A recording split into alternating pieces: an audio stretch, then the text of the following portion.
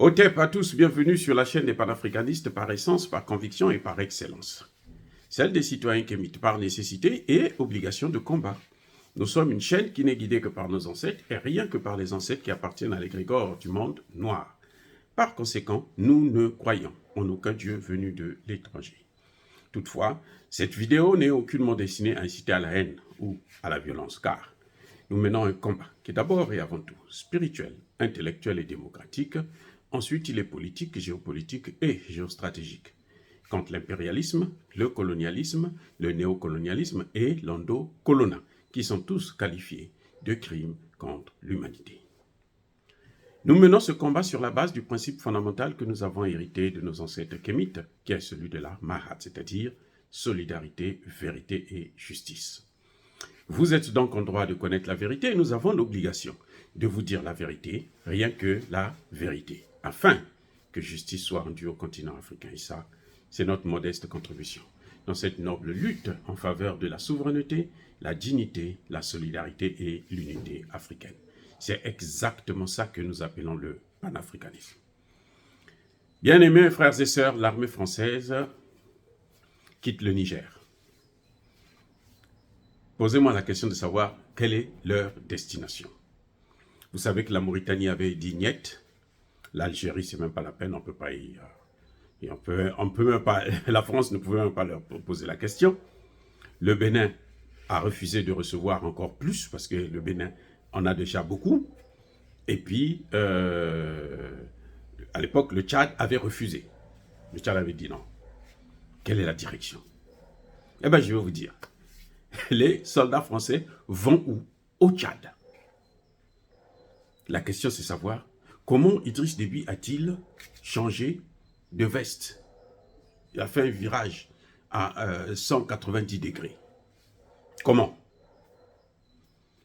Eh bien, les Français ont utilisé la même technique qu'ils ont fait avec Macky Sall pour obtenir la gestion du pétrole et du gaz sénégalais. Je répète, le chien là, il ne change jamais sa façon de s'asseoir.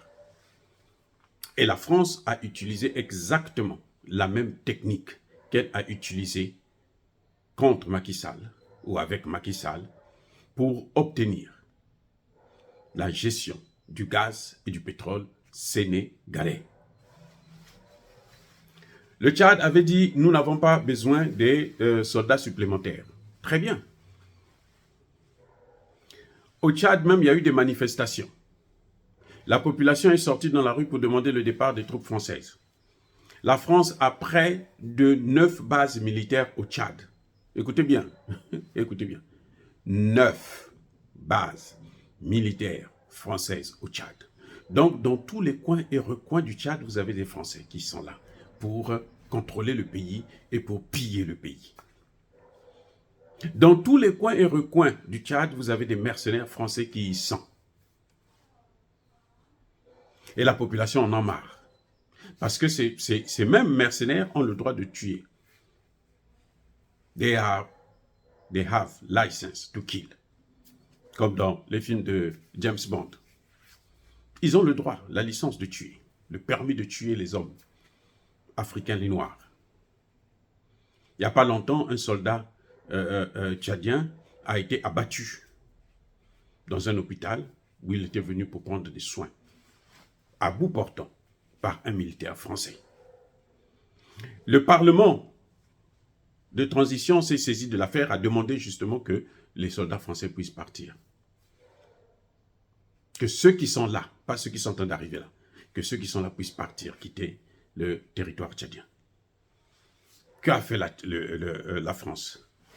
Qu'est-ce que les États-Unis ont fait pour aider leurs partenaires? Ben, c'est simple. C'est très simple, bien-aimés frères et sœurs. On est allé réveiller Succès Masra, qui est en exil. Succès Masra qui avait un mandat d'arrêt qui planait sur sa tête, comme une épée de Damoclès, que tous les pays connaissaient, puisque c'est un mandat d'arrêt international. Les États-Unis n'ont pas arrêté, la France n'a pas arrêté, les autres pays européens, là où il peut circuler, il est chez lui, personne ne peut l'arrêter. C'est un membre de l'internationale socialiste, c'est un démocrate. Ce n'est pas un panafricaniste, c'est un démocrate. Parce que les panafricanistes, on les reconnaît sur deux éléments particuliers. Ils sont contre les bases militaires françaises et ils sont contre le franc CFA. Ce que Succès Masra n'a jamais dénoncé. Eh oui, Succès Masra vous a dit la dernière fois que la place des soldats français, c'est en France, c'est mieux, c'est vrai, mais il n'a jamais dit que les soldats français doivent rentrer. Il a seulement, en quelque sorte, demandé à ce que ceux qui sont du Niger ne puissent pas aller au Tchad. Eh bien, ils sont au Tchad. Et c'est de sa faute aussi. En partie, c'est sa responsabilité. Parce que lorsque les soldats, le Kaka Déby dit non, la France réveille Succès Masra, qui menace de rentrer au moment crucial où on va bientôt célébrer le premier anniversaire des massacres ou de la tuerie du 20 octobre 2022. Et ça, moi je vous ai toujours dit, je suis très sceptique avec cette affaire-là. Je ne crois pas que c'est les soldats, les policiers tchadiens qui ont tiré sur des enfants de 11 ans. Je ne crois pas ça. Ce n'est pas notre culture. Point. Nous nous connaissons. Nous sommes mauvais, nous commettons des crimes, mais pas ceux-là. Il y a des endroits où on peut tuer des enfants n'importe comment, des bébés, on les pile, on les ventres des femmes, comme on a vu au Rwanda par exemple, mais les soldats tchadiens sont professionnels, ils ne vont pas arriver jusqu'à ce point. Ce n'est pas non plus Succès Masra et l'opposition qui ont dû prendre des gens pour commettre ces forfaits. Il y a un troisième larron. Ce troisième larron-là, c'est le même qui a assassiné Idriss Déby Itno. Et ça, c'est qui? C'est la France. Bref, c'est la même chose qui s'est passée au Sénégal. L'enquête continue de suivre son cours, mais je ne crois pas que ce soit les policiers sénégalais qui ont tiré sur des jeunes qui ne sont pas armés. Je ne crois pas non plus que ce sont les hommes de Sonko qui ont commis le forfait. Donc, il doit y avoir une troisième personne. Et c'est ça que personne ne veut voir. Mais nous, nous disons ce que nous pensons. Hein. Bref, quand la France sort Succès Masra pour menacer Idriss Déby Itno, eh oui, vous l'avez vu, dès que le problème s'est posé, le Tchad a refusé, c'est là qu'on va appeler Succès Masra sur toutes les chaînes de télévision françaises. Il passait l'une après l'autre, aujourd'hui il est ici, demain sur là-bas, ainsi de suite. Il part expliquer, oh, Kaka Déby n'est pas bon, Kaka Déby doit partir, la France doit arrêter de le soutenir. Machin. Ça, c'est un vocabulaire qui n'a ni tête ni queue. Mais tout ça, en fait, ils sont ensemble. C'est pour faire pression à Kaka Déby. Et ça a marché. Ça a marché. Parce que Kaka Déby a eu peur. Kaka Déby a publié, comment vous appelez ça, le mandat d'arrêt qui était contre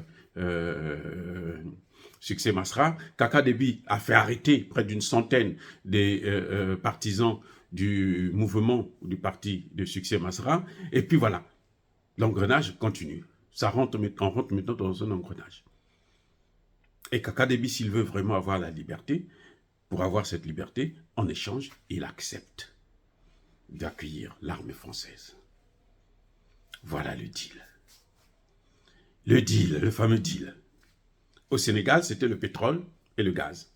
Les Français l'ont eu et ils ont laissé Macky Sall faire de Sonko ce qu'il veut. Faire de Sonko ce qu'il veut. Et le résultat, nous tous, nous le connaissons.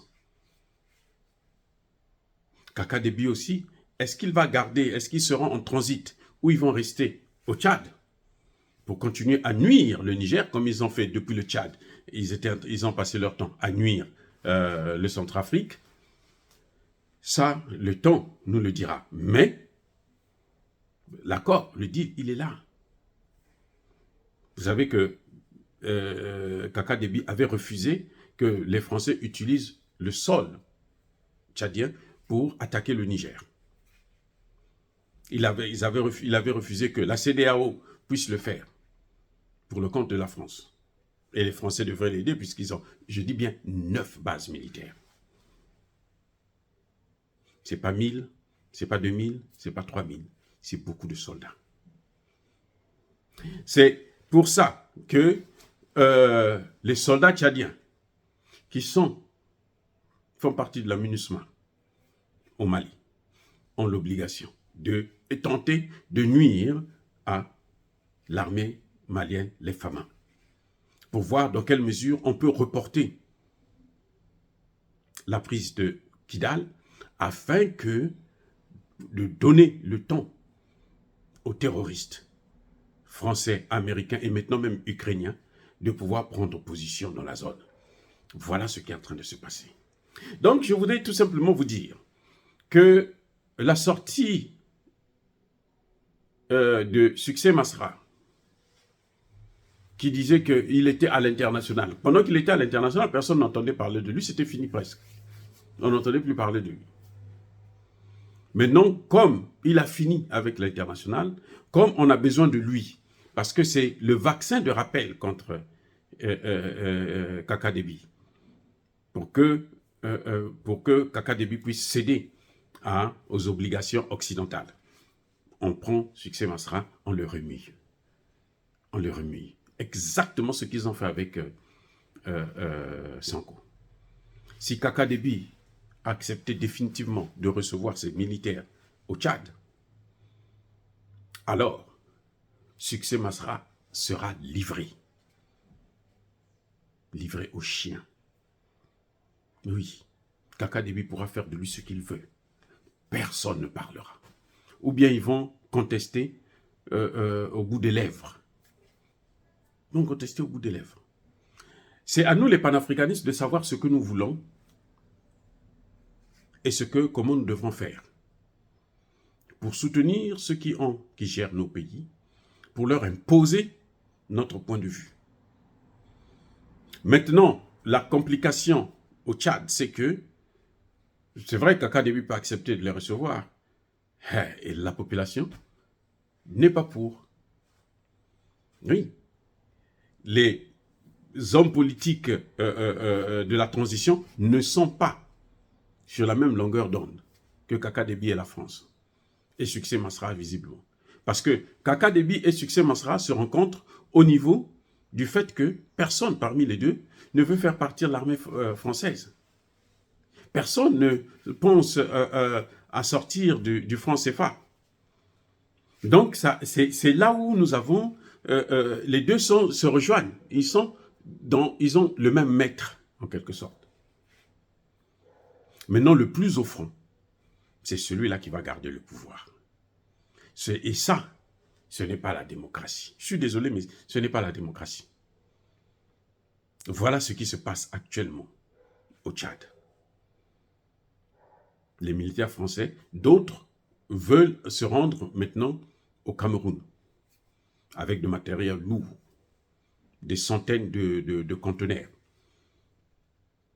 Parce que le Tchad n'a pas de littoral, donc il faut passer par le Cameroun, peut-être même par le Congo-Brazzaville, ça on n'en sait rien. Mais en tout cas, la France ne veut pas le faire savoir ouvertement auprès des gens, parce que si les populations sont au courant, les populations peuvent entamer, programmer des mesures ou des procédures d'accueil, comme ils l'ont fait lorsqu'ils venaient au Niger. Et la France n'a plus besoin de ça.